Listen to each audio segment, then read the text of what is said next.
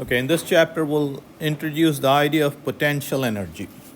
Okay, so here's where the idea of potential energy comes in. Okay.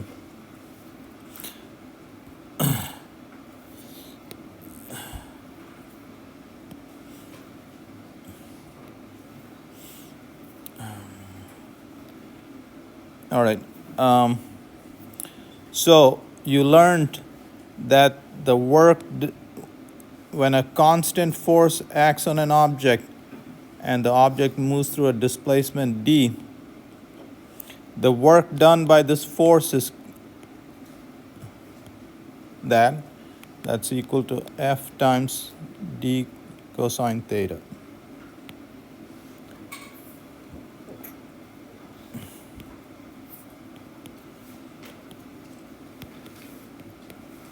And you saw that F cosine theta is just the component of the force in the direction of the displacement. This was when the object was moving in a straight line. And again, when the object is moving in a straight line and the force is changing, how do you calculate the work done? This is the x component of the force as a function of x, and then you integrate over that. Okay. What you did was you broke down this displacement into small chunks. The force was constant in those small chunks. There was the force times that small displacement, and then you summed over all of that. Okay. Now what this chapter is about is, so to calculate the work done by a changing force, you would have to do this integral. What this chapter is about is, so this chapter relies on the fundamental theorem of calculus. Okay. What if this force can be written like this, du by dx? Okay, so now let's calculate the work done by this force. So the work done would be Fx is du by dx.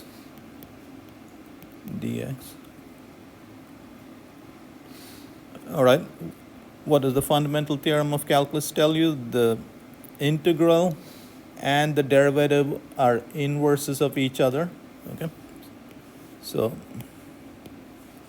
this would be ux evaluated at the initial and final point.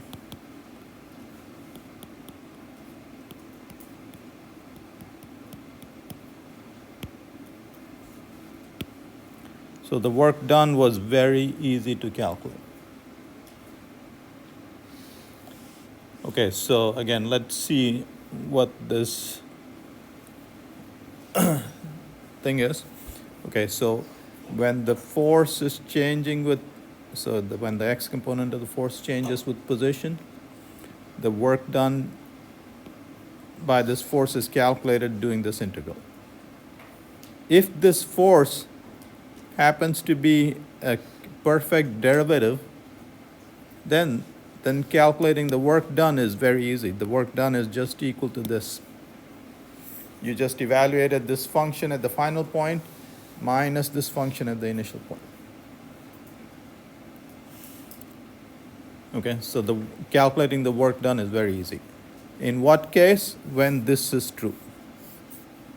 Okay, now it turns out that it's convenient to use a negative sign here. Okay, so in physics we'll be doing that, and what happens is this turns into that. Okay.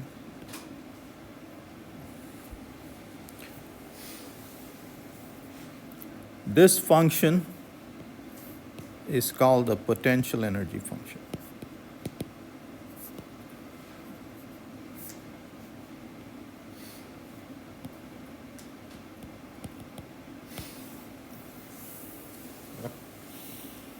So what we are saying is, if the force can be written as the derivative of a potential energy function, then the work done is that. It's very easy to calculate, and that's what this chapter is about, just that mathematical statement. Okay? You guys understand? Such forces Such forces are called conservative forces.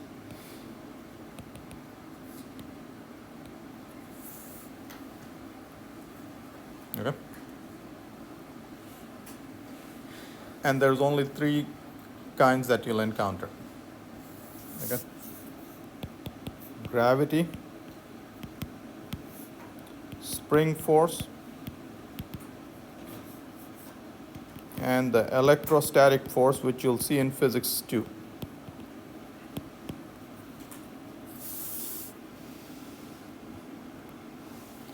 All right, so in this chapter, in physics 1, these are the only two forces that can be written like that. Those forces can be written as a derivative of a potential energy function. And we are dedicating an entire chapter to just that simple fact.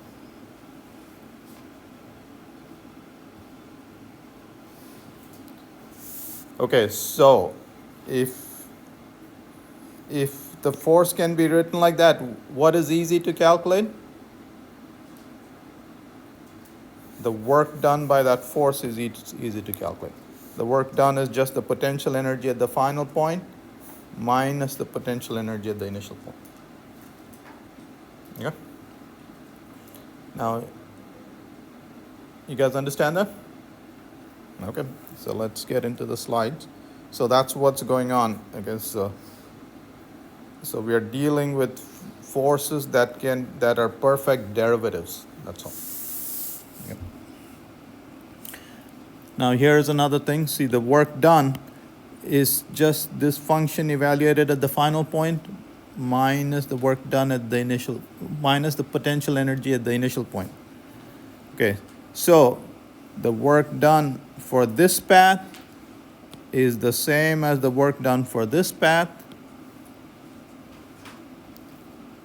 The work done is independent of the path taken. Okay, it only depends on the initial point and the final point.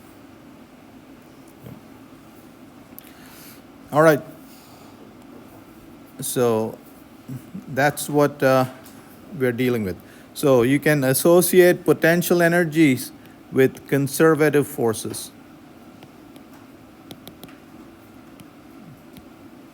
Okay, and the only two that you'll deal with is gravity and spring. Okay, and in the next, in physics 2, you'll deal with electrostatic forces, and those are conservative as well. So what are the non-conservative forces? All the rest. When you're pushing something, friction, and all kinds of other forces. Okay. And if you want to calculate the work done by these guys, then you have to do an integral. Okay. You have to do that integral. Yeah. So, but for conservative forces, the work done is just equal to the potential energy at the final point minus the potential energy at the initial point. Okay. That's easy to calculate.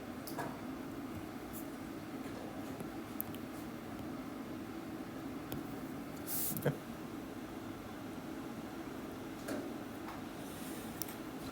All right, so work and potential energy, conservative and non-conservative forces.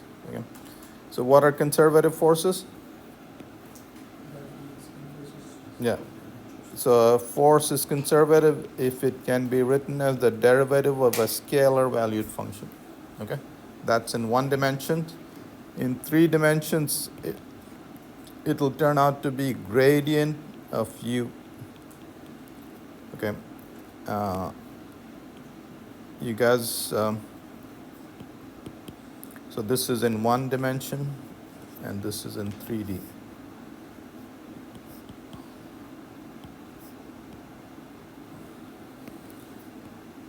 So you will see the gradient operator in Cal 3.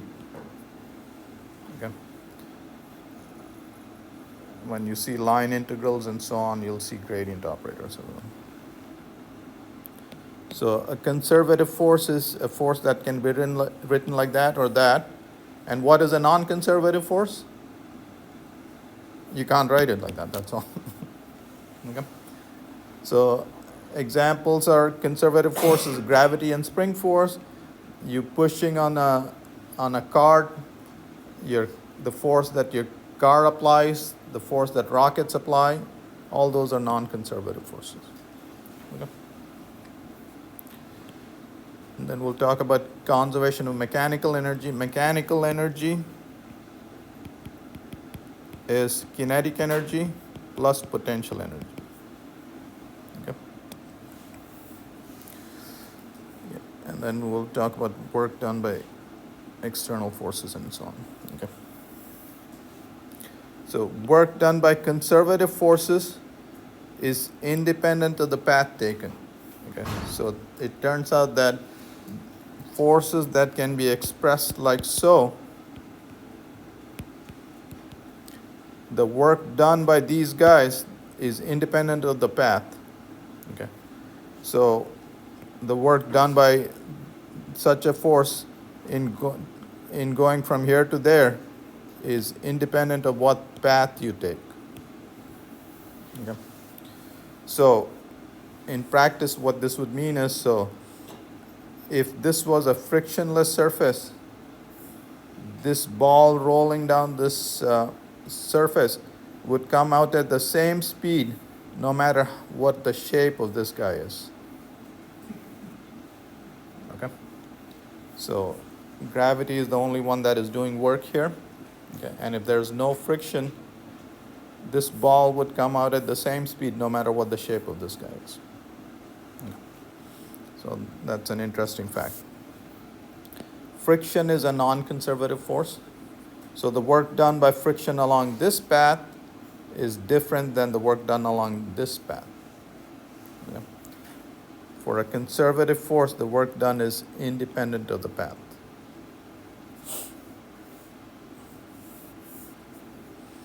So if you push on anything, the work you do along this path is different than the work done along that path.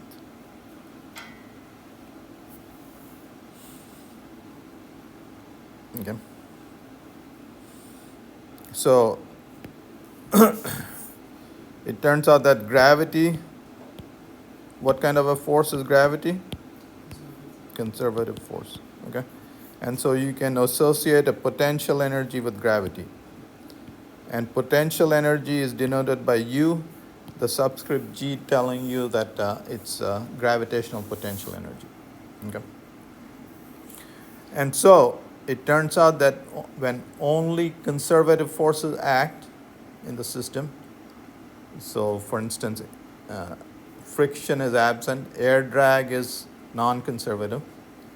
When only conservative forces act, then kinetic energy plus potential energy is constant throughout this trajectory. Okay. So mechanical energy, which is equal to kinetic energy plus potential energy, is constant. Okay. So if air drag can be neglected, kinetic plus potential energy is the same at all points. Okay. So when you kick the ball, you have kinetic energy, and this kinetic energy gets converted to potential energy, and then back to kinetic energy. Okay. At the top, you have both kinetic and potential, and at the bottom, you have just kinetic energy. Okay.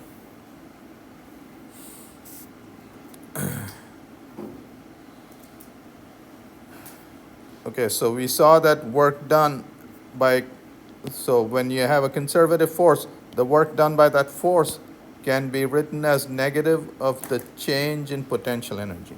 Okay, so I showed you this.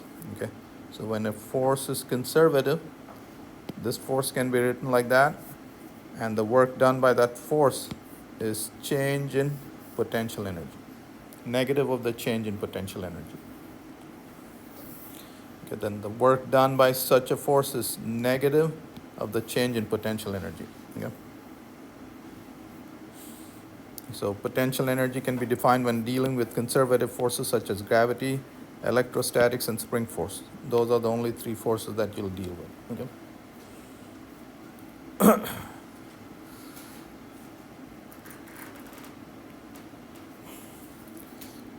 Okay, so work done by a conservative force is change in potential energy, negative of change in potential energy. So change in potential energy is negative of the work done by that force.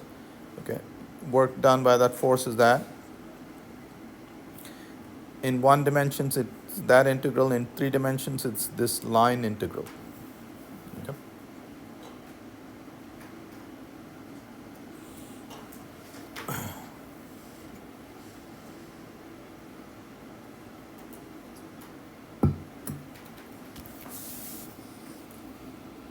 So in this slide, what we're doing is we're deriving the expression for gravitational potential energy, which is mgy. Mg is the weight of the object, and y is the vertical coordinate. Okay, so you're drawing a coordinate system with y increasing. Okay. So work done by gravity is the gravitational force. So you've drawn your axis like x, y. So j, the unit vector j is pointing in the upward direction.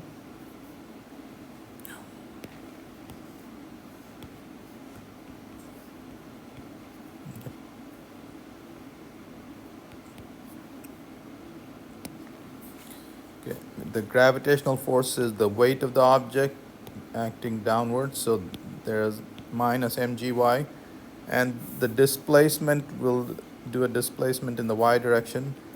Okay, so dyj, j dot j is 1, so it's negative of mg, so this integral is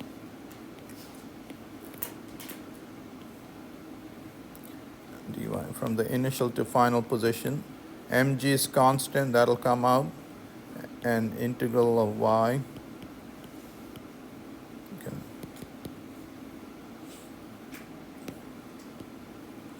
Minus mgy final minus mgy initial.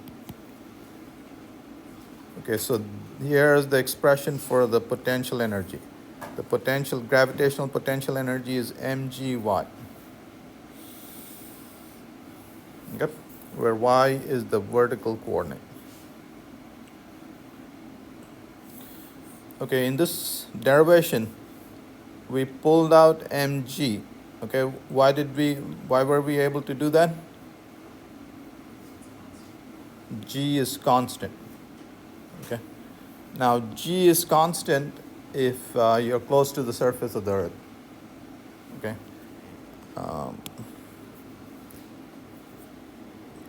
You guys remember what is the radius of the Earth? 4,000 miles. Okay. 6,400 kilometers. Okay. So as long as you don't jump more than 40 miles or so, G can be considered constant. If you jump more than 40 miles, then G is no longer constant and you couldn't pull this out. Okay. And this expression wouldn't be good. Okay. So this expression is good as long as G is constant. We'll give you a better expression in chapter 13. Okay. But for now, when you're throwing a ball around and all that, this is a good expression to calculate the potential energy, gravitational potential energy. Okay. The next one will do us, the next conservative force is the spring force, and we'll derive its potential energy function, and the potential energy function for a spring is 1/2 kx squared. Okay, what is k in this expression? The spring constant. What is x in this expression? I'm sorry? Yeah, the displacement from the equilibrium position. Okay, so the further the displacement, the greater the spring potential energy. Okay. All right, so the work done by a force is the force, there's the force, and you're integrating over that. And since this is a conservative force, that's negative of the change in potential energy. And when you do this integral, that's the expression you get. So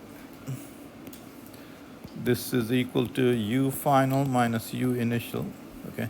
That is the potential energy evaluated at the final point, potential energy and evaluated at the initial point. So you see that the potential energy is 1/2 kx squared. So the spring potential energy is 1/2 kx squared. Okay. All right, so what we have done so far is the following. There are two conservative forces, gravity and spring force, that you learn in this semester. And we have given you the expression for the potential energy for these guys.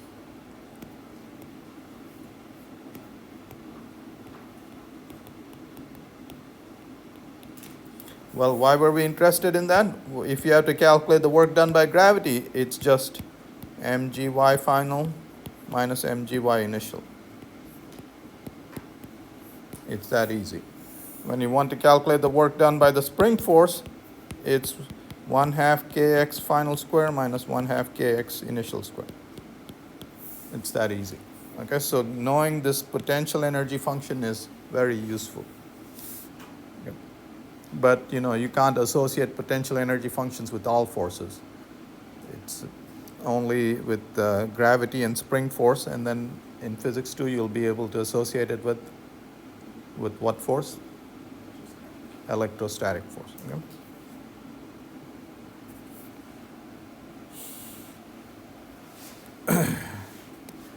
All right, so let's say you drop this object. What kind of forces act on this object? I'm sorry? No, what force acts on it? And gravity, just gravity. That's assuming the drag force is negligible. If only conservative forces act on it, so in this case gravity, if only gravity is acting on it, the work done by gravity, and you have the work energy theorem. The work energy theorem says the work done by all the forces acting on the object shows up as change in kinetic energy. Okay? So in this case, only gravity is acting, and the work done by gravity is change in potential energy, and that's equal to change in kinetic energy. Okay? So here's mgy final plus mgy minus mgy initial, kinetic energy final minus kinetic energy initial. And if you rearrange them, this is the expression you get. Kinetic energy at the initial point plus potential energy at the initial point is equal to kinetic energy at the final point plus potential energy at the final point. What is the initial point here?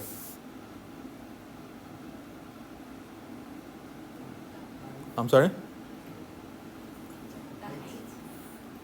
Okay, that's the initial point. What is the final point? This is the final point. There's nothing. You could take any point as initial point and any other point as the final point. Okay. So the kinetic energy plus potential energy is constant throughout that motion. Okay. So you can throw this object up. It's going up and down. Its kinetic energy plus potential energy is the same at all points. Okay. So that's what we mean by the mechanical energy is conserved. And when is it conserved? When is this true? When is it true? When friction is absent, when only conservative forces are acting. Okay, when drag is absent. Okay, so mechanical energy is conserved. So in this roller coaster, they're illustrating that, assuming this is a frictionless roller coaster. Okay, there's the potential energy is mgy. Okay, so right now the kinetic energy is small, and as the potential energy decreases, its kinetic energy will increase, but the sum of these two guys is always constant. Okay, that's assuming there's no friction.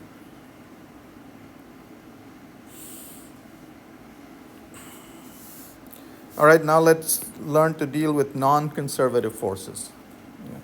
Non-conservative forces are, let's say you're pushing a cart at a store. Friction is a non-conservative force. Rocket forces are non-conservative. Just about every force is a non-conservative force. Okay? So when non-conservative forces such as external forces or friction forces act on a system, mechanical energy of the system changes. Okay, so when non-conservative forces act, so that's what that subscript is, you change the mechanical energy. So if you push a cart, you're increasing its mechanical energy. Okay, when you pull on a cart, you're slowing it down, you're decreasing its mechanical energy. Okay, that's what you do when you drive your car. When you're accelerating, you're increasing its mechanical energy. When you apply brakes, you're decreasing its mechanical energy. Okay. Okay, so non-conservative forces will change the mechanical energy of the system.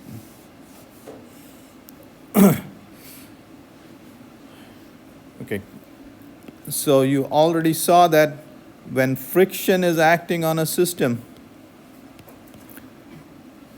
the work done by friction force is very easy to calculate. Okay, it's negative, that the negative sign comes from cosine 180 degrees. Cosine 180 degrees equal to minus 1. Okay, that's where that negative sign comes. So here's work done by non-conservative forces other than friction. Here's the work done by friction force. That's equal to change in mechanical energy. What does friction do? What did friction do? I'm sorry? Yeah, so what friction did was it converted mechanical energy to heat. Okay, it reduced the mechanical energy by that much and increased the heat of the system in the environment by that much. So if you, and you can bring that here. So change in mechanical energy plus change in thermal energy is the work done by other non-conservative forces. Okay. So friction force converts that much mechanical energy to thermal energy. Okay. The problem with thermal energy is, okay, so, okay, again, in this example, where did the heat go? Where did the heat go? When? I'm sorry? Well, it went into the phone and the environment, and it's very hard to tell with how much went where. Okay, so that's hard to keep track of. Anyway, if you could keep track of all the energies for an isolated system, so let's say in this room was not exchanging any energy with the environment, and if you could keep track of all the energies, the change in mechanical, no matter what you do here, change in mechanical energy plus change in thermal energy plus change in internal energy, they all add up to zero. All that we are saying is you can't create energy or destroy energy for an isolated system. Okay, if you could keep track of all forms of energy, the total energy of this isolated system is constant. That's all we're saying. Okay.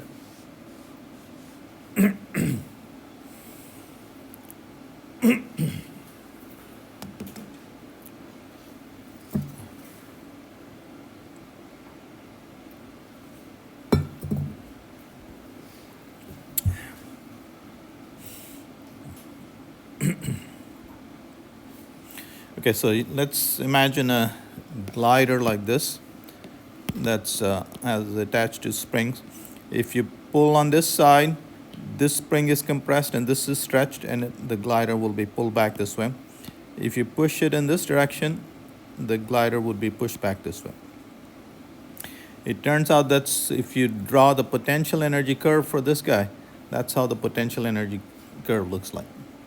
Okay? And there's the equilibrium point. Yeah.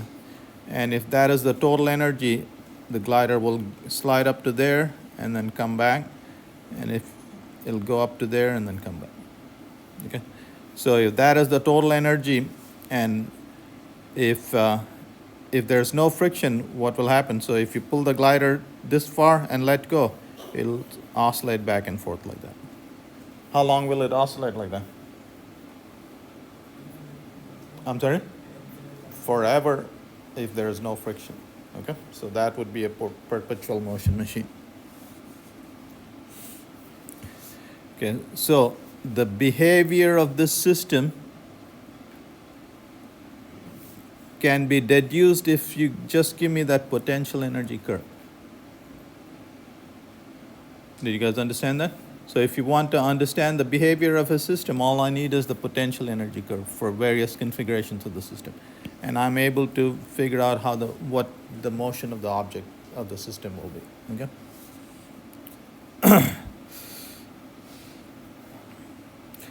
All right, so this slide just shows you the derivation for that the force is related to the potential energy function like so. Okay, the work done by the force in an infinitesimal displacement is Fx dx, which is negative change in the potential energy, and so if you du by dx will be Fx. Okay, so for conservative forces, Fx, the force is given by negative of the derivative of the potential energy function.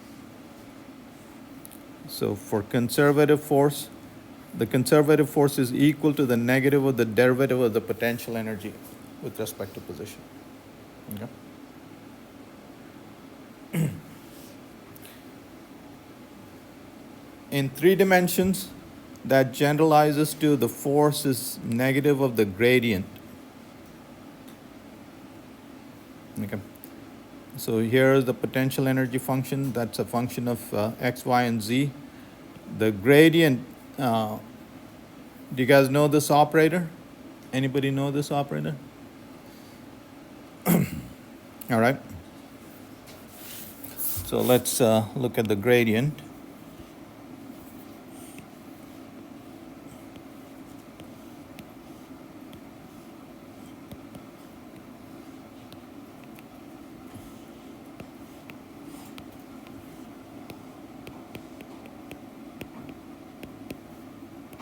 Okay, what is this?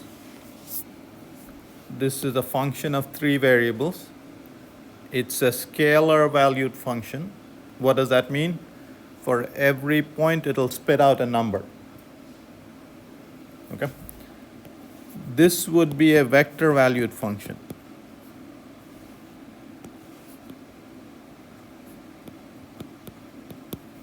For every point, it would spit out a vector. This is a scalar valued function. Okay? You guys understand that? All right. Everybody understand that? Okay, so let's say at this point, this function spit out a number 101. At this point, 103.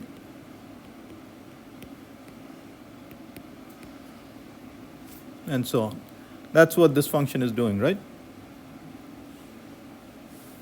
Okay, so now I want to know in what direction is it increasing the fastest? I want to know in what direction is this function increasing the fastest? Is that a valid question?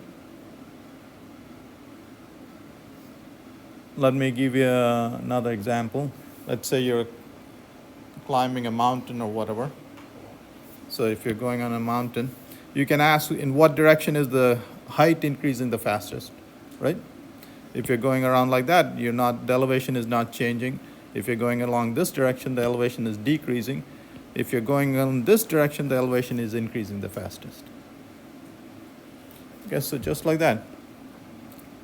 If you ask the question, in what direction is u increasing the fastest and at what rate?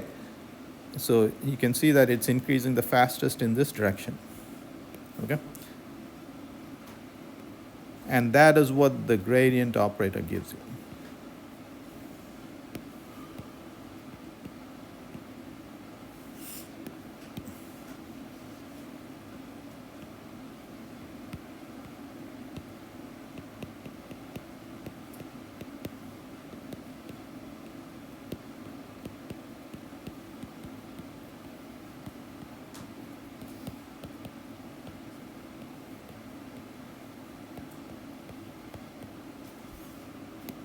Okay, this tells you in what direction is it increasing the fastest and at what rate. For every meter traveled in that direction, how much did this function change? Okay, that's what. What is this guy?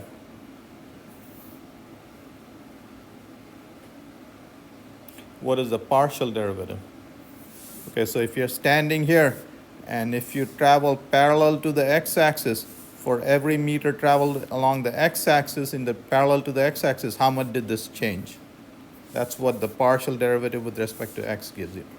Okay, so the partial derivative with x tells you how the function is changing when you travel parallel to the x-axis. What does this give you? How the function changes when you travel parallel to the y-axis. And what does this give you? There you go. How the function changes when you travel parallel to the z-axis. Okay? And when you combine these three in this direction, that gives you the direction in which it changes the fastest. Okay? So let's do an example just so you guys can remember it. Okay, so let's say you have some function like this, x squared y cubed z to the power 4. I'm just making up a simple function. Okay. What is del u by del x? What does this mean, by the way? How many of you have done partial derivatives? Okay, how many of you have not done partial derivatives? Okay, now you're going to do it in a second. Okay, so what this partial derivative means is if this is a function of several variables, when you're taking a partial derivative, what you're doing is you're just going to make a change on that variable. That's what we meant by saying. So when you go parallel to the x-axis, y is constant and z is constant. All you're doing is changing x. Okay? So when only x is changing, you want to know how u is changing when only x changes. Well, you treat the other variables as constants. Okay? So partial derivative of this would be y and z are constants, so only x is changing, so it's 2x y cubed z to the power 4. Del u by del y, what does that notation mean? Now you're going to keep every other variable constant, and you're only going to see the change in u when you're changing y. So you're moving parallel to the y-axis. When you move parallel to the y-axis, you see x is constant and z is constant when you're moving parallel to the y-axis. Okay, help me out. I have trouble with this guy. Okay. X squared.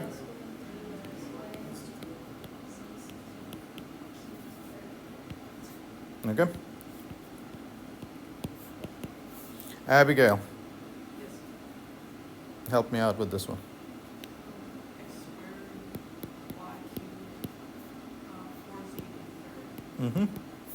Okay, so now you know how to do partial derivatives. Okay, so what is the gradient of this operator? So it's del u by del x I plus del u by del y j plus del u by del z k. Okay. So it's 2x squared y cubed z4 I gradient of u plus 3x squared y squared z to the power j plus 4x squared y cubed z cubed k. So what this function does is at any location you can calculate at what rate is it changing the fastest and in what direction. That's what the gradient operator will give you. Okay, so that's what this function gives you. Okay. And what that equation tells you is if that scalar function is associated with a force, then the force is in the opposite direction. So if the gradient operator is if grad u is in this direction, the force is in the opposite direction. Okay? And just to make sure you understand this, so what is the gravitational potential energy? Okay? Gravitational potential energy is mgy. So if you're climbing a hill, gravitational potential energy is increasing in this direction, and the gravitational force is in the opposite direction. Okay? Now, all right, so that's what this is saying. Okay? So the force is the negative of the gradient of the potential energy for 3 dimensions. Okay, this shows you that that relation, what we have said is true. So for a spring potential energy, there's the spring potential energy. If you take the derivative of that, negative of the derivative of that, you get kx, the spring force. Okay, so this potential energy for the spring gives you the correct expression for the force. Okay.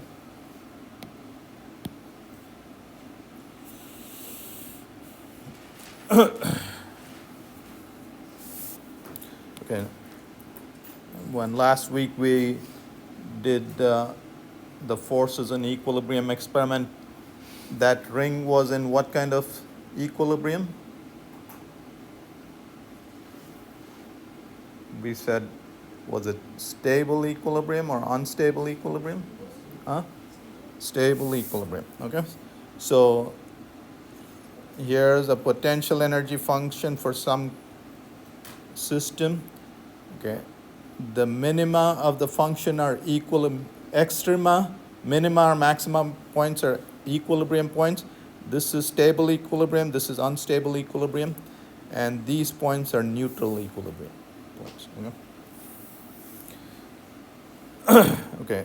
So equilibrium points are where the force is 0, where the du by dx is 0. So extremal points are equilibrium points, but this is a stable equilibrium, that's unstable equilibrium. So this is a stable equilibrium. Why is it called a stable equilibrium? If you disturb it from the stable equilibrium point, the forces will bring you back. If you disturb it in this direction, it'll bring you back to that stable equilibrium point. Absolute and local minima of a potential energy curve are stable equilibrium points. Okay? This is an unstable equilibrium point. Local and absolute maxima of potential energy are unstable equilibrium points. If you disturb it like that, du by dx is negative here. Negative is positive, and the object will move away from that point. Okay. Neutral equilibrium points are these guys. Okay. When nu is constant in a region, then one has neutral equilibrium.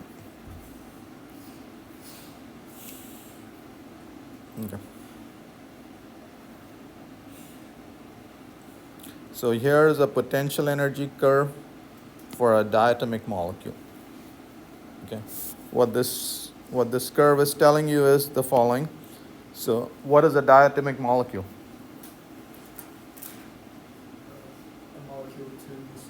I'm sorry? A molecule to the same? It doesn't have to be the same. It can be any two atoms. Okay. So, but this room is full of diatomic molecules, N2 and O2. Okay.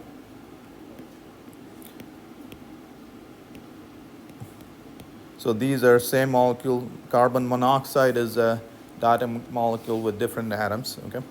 But what this graph is showing you is the following. So let's say here's one nitrogen atom, here's the other nitrogen atom. And as you increase the distance between them, this is the potential energy curve. Okay? So when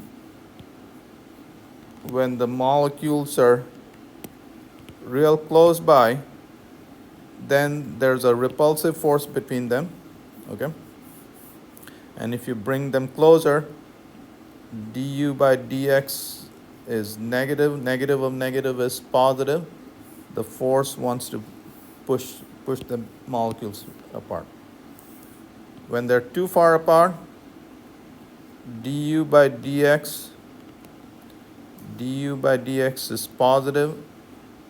Negative of that would be negative. It wants to pull the molecule closer. When it's too close, it wants to push it.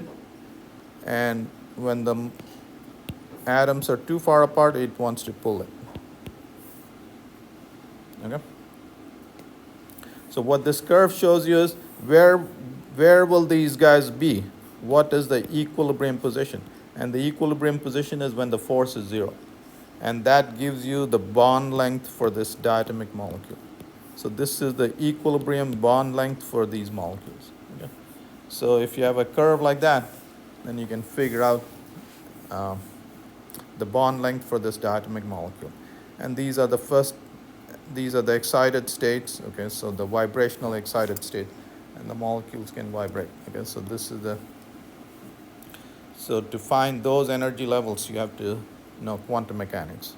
Okay. All right, I'm just going to point out a couple of things now that you've learned about conservation of mechanical energy. When is mechanical energy conserved? When non-conservative forces are absent. When friction and drag forces are absent. Okay, so when only conservative forces act, then mechanical energy is conserved. That's mechanical energy at all points is constant. So if you throw balls at equal speeds in different directions, when they hit the ground, they'll all be going at the same speed because kinetic energy plus potential energy is constant. They all start with the same potential energy and the same amount of kinetic energy. So that'll be constant, and at the end, the potential energy is zero and their kinetic energy will be the same. Okay? Here's an interesting problem. Okay? So you can see that you release these two balls from this curve and that curve, and this ball is going faster, okay, and this ball reaches the bottom first. So the question is, which curve will travel the fastest? Okay, so that was the problem. And it turns out that an inverted cycloid travels the fastest. Yep. So what is a cycloid? Like the name suggests, so if you take a bicycle wheel and put a light bulb there, if the bicycle wheel, if you're traveling at constant speed, then the curve that this light curve transcribes is a cycloid. So the inverted cycloid is the fastest curve. And here's another very interesting fact about that.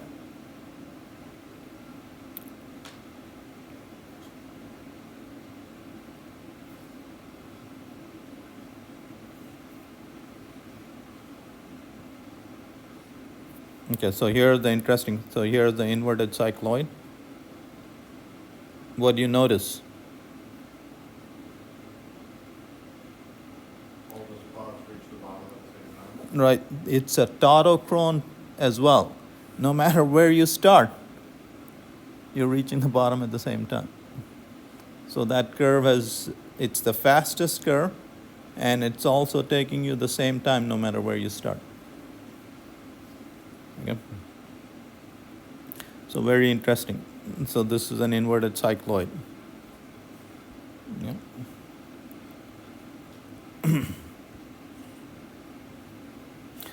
This is just giving you some energies. So there was the energy at the Big Bang. Annual world energy use, it's actually 6 times that. So this number is a little old. But anyway. All right.